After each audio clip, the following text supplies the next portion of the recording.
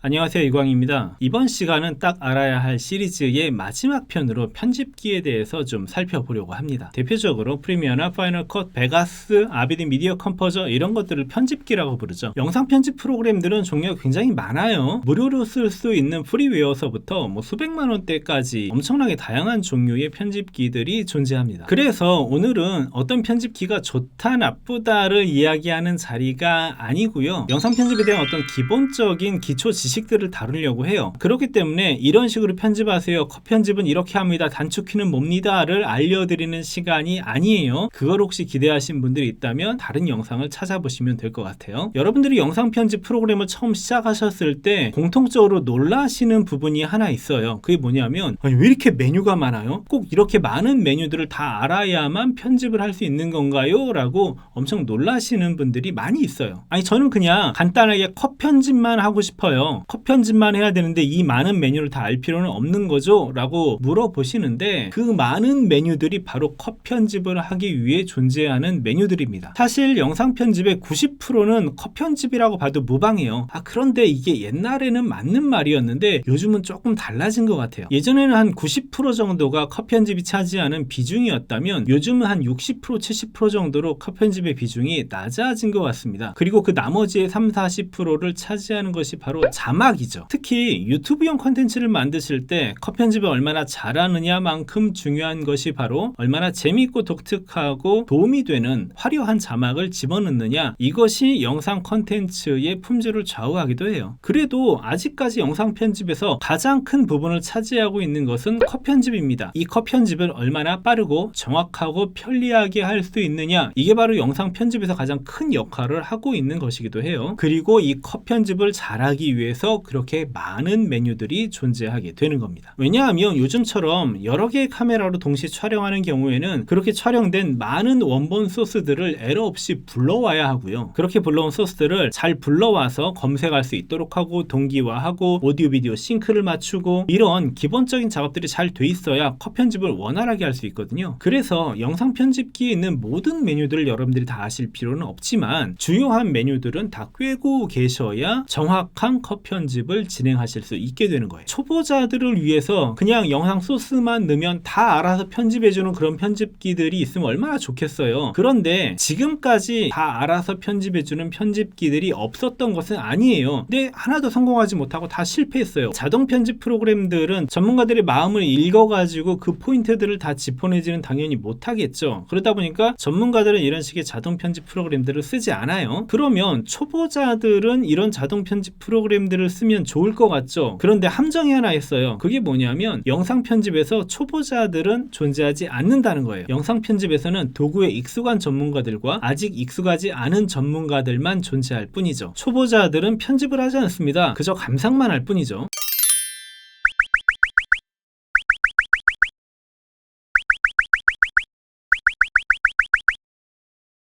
영상 편집기들을 다른 말로 NLE라고도 또 많이 불러요. 이거는 넌리니어 에디터의 줄임말인데요. 이 말이 왜 나오게 됐냐면, 원래 영상 편집기라고 하면 2대 이상의 비디오 데크를 가지고 한쪽에서 재생하고 한쪽에서 녹화하고 필요한 부분들만 이렇게 따내서 만들어내는 것이 전통적인 의미의 비디오 편집기였어요. 이런 식의 1대1 편집기들은 HD 초창기였던 2000년대 초반까지도 많이 쓰였습니다. 그런데 PC의 성능이 비약적으로 발전하는 것이 하나의 원인이기도 했고, 그리고 또 하나는 테이프리스로 카메라들이 다 전환을 하면서 더 이상 테이프를 쓰지 않게 됐어요. 그러다 보니까 테이프를 이용한 데크 방식의 편집보다는 프리미어나 파이널 컷을 이용한 파일 방식의 편집기들로 급격하게 전환이 되게 됩니다. 그래서 과거에 쓰던 테이프 방식을, 테이프이 연속적이니까 연속적인 편집기, 그리고 리니어 에디터라고 부르고요. 컴퓨터를 이용한 편집 방식은 파일은 리니어하지 않잖아요. 어디든지 즉시로 접근할 수 있으니까. 그래서 넌 리니어다, 비연속적인 편집이다. 그래서 NLE 편집기라고 부르게 되었습니다. 아무튼 과거에는 이런 식으로 컷 편집을 위주로 하는 1대1 편집기와 이펙트를 줘야 되는 이펙터가 완전히 분리되어 있었어요. 그런데 요즘은 어때요? 영상 편집기들에서도 엄청나게 다양한 비디오 이펙트를 제공하기도 하고요. 다빈치 리졸브 같은 컬러리스트 툴에서도 영상 편집을 제공하기도 해요. 그리고 저는 심지어 영상 이펙트 전문 프로그램인 애프터 이펙트에서 비디오 편집을 하시는 분들도 봤어요. 이게 불가능한 건 아니지 효율적이지만 효율적이지 않은 거는 틀림없어요. 왜 그러냐면 일단 편집기와 이펙터는 작업을 하는 작업대가 다르게 생겼다고 보시면 돼요. 편집기는 말 그대로 효율적인 컷 편집을 하는데 모든 역량이 맞춰져 있는 프로그램이에요. 그래서 시스템 리소스들을 다 끌어가지고 와서 안정적인 컷 편집 작업을 하는 것에 모든 초점을 맞춥니다. 편집기들은 편집용 코덱 있죠? 앞 시간에 설명드렸던 편집용 코덱 위에다가 작업용 코덱들을 가지고 와서 잘라내기를 하게 돼요. 여기서 어떤 이펙트를 주게 되면 그 이펙트들은 다 편집용 코덱으로 내부적으로 변환이 됩니다. 이거는 근데 복잡한 내용이니까 여기까지 아실 필요는 없고요. 아무튼 편집기들이 쓰는 작업대는 비디오 편집을 하기에 적합한 작업대를 가지고 있다라고 생각하시면 될 것 같아요. 반면에 이펙트 프로그램들은 비압축을 기반으로 하는 작업대를 사용을 해요. 램도 더 많이 잡아먹고 효율도 그렇게 좋지는 않아요. 대신에 이런저런 이펙트들을 영상에 얹어가지고 작업을 하기에 좋은 그런 작업대를 가지고 있다라고 생각하면 돼요. 이렇게 복잡한 내용들을 다 모르셔도 되고요. 아무튼 편집기와 이펙트는 작업대 구조가 다르다, 이것만 아시면 될 것 같습니다. 그래서 프리미어 프로 같은 편집기에다가 여러 가지 이펙트들을 과하게 얹게 되면 에러가 날 확률이 높아지고요. 애프터 이펙트 같은 이펙트 프로그램에서는 장시간 편집을 지원하지 않는 거예요.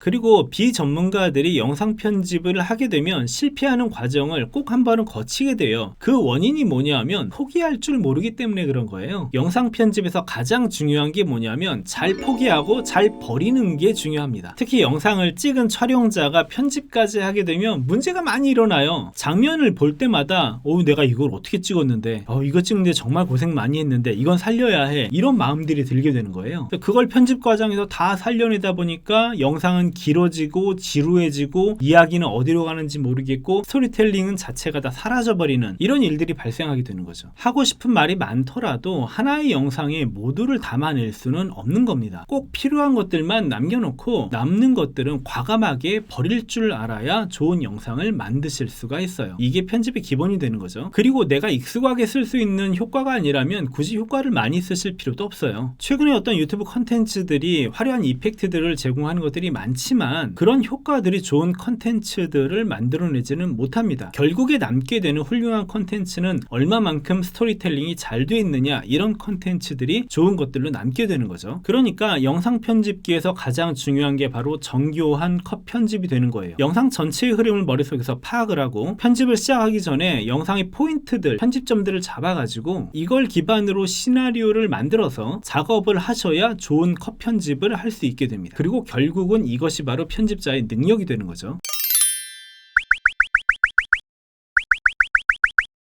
자, 편집기의 마지막 내용으로 안정적인 편집 시스템을 갖추는 좀 실무적인 내용들을 설명드려 볼까 해요. 사실 가장 좋은 방법은 영상 편집을 위한 별도의 컴퓨터 시스템을 갖춰 놓는 것이 가장 좋아요. 여기에 쓸데없는 다른 것들 아무것도 설치하지 말고 딱 영상 편집에 필요한 것들만 설치해서 운영하는 것이 가장 좋고 가장 안정적으로 시스템을 운영할 수 있는 방법입니다. 그런데 과거에는 아무리 이런 말을 해도 그게 잘 지켜지지 않았어요. 수백만 원짜리, 심지어 1000만 원이 넘는 영상 편집기에다가 게임을 깔고 하시는 분들도 계시더라고요. 인터넷도 해야 되고 영화도 봐야 되고 문서 작업도 해야 되고 게임도 해야 되고 이러다 보니까 영상 편집기의 안정성은 점점 떨어질 수밖에 없었습니다. 그런데 요즘은 상황이 좀 달라졌어요. 이게 잘 지켜집니다. 왜냐하면 과거에는 PC로만 해야 됐던 대부분의 것들이 요즘 뭘로 해요? 스마트폰으로 하게 되죠. 그래서 PC를 가지고 굳이 인터넷을 보거나 게임을 하지 않는 시대가 돼버렸어요. 의도했던 건 아니지만 스마트폰의 등장이 PC를 좀 덜 쓰게 해주었고요. 상대적으로 편집기의 안정성은 더 올려놨습니다. 그래도 여전히 문제점은 있어요. 편집기의 안정성을 높이는 가장 기초적인 방법은요, 첫 번째로 내가 쓸 수 있는 예산 안에서 가장 높은 사양의 시스템을 갖추는 겁니다. 그리고 두 번째로는 내가 쓰는 편집 프로그램 외에 아무것도 설치하지 않고 검증되지 않는 모든 프로그램들은 아예 깔지 않는 겁니다. 마지막으로 세 번째는 이게 컴퓨터 기반이다 보니까 백신 프로그램을 이용해서 정기적으로 컴퓨터를 검사를 해줘야 돼요. 사실 이런 것들은 다 아는 방법들이 보이지만 잘 지켜지지 않는 것이기도 합니다. 그리고 마지막으로 편집 시스템을 구축할 때 전문가들 사이에서도 의견이 분분한 부분이 있어요. 그게 뭐냐면 CPU에 투자를 해야 되냐, GPU 즉 그래픽 카드에 투자를 해야 되냐, 이걸 가지고 많이들 논쟁을 하시더라고요. 그런데 사실 이건 별로 복잡한 내용이 아니에요. 이펙트를 위주로 작업을 하시는 분이라면 그래픽 카드를 좋은 걸 쓰셔야 돼요. 예산이 허락하는 한도 안에서요. 왜냐하면 이펙트 전문 프로그램들은 GPU 의존도가 굉장히 높기 때문에 그렇습니다. 그런데 편집을 위주로 하시는 분이라면 굳이 그렇게 최고 사양의 그래픽 카드를 쓰실 필요는 없어요. 요즘에 영상 편집기들은 타임라인에 영상을 올려놓고 재생을 할 때 그래픽 카드가 연산의 많은 부분들을 감당을 해요. 그런데 그것도 그냥 보급형 그래픽 카드 쓰시면 됩니다. 물론 내장형만 가지고 쓰시는 건 아니고요. 그래픽 카드가 있기는 해야 돼요. 사실 그래픽 카드의 성능보다 영상 편집에서 더 중요한 건 그래픽 카드가 가지고 있는 메모리예요. HD 편집에서는 최소 4GB 이상의 메모리가 요구되고요. 4K 편집을 하기 위해서는 최소 6GB 이상의 비디오 메모리가 요구됩니다. 이건 그래픽 카드의 사양 설명서를 보시면 될 것 같아요.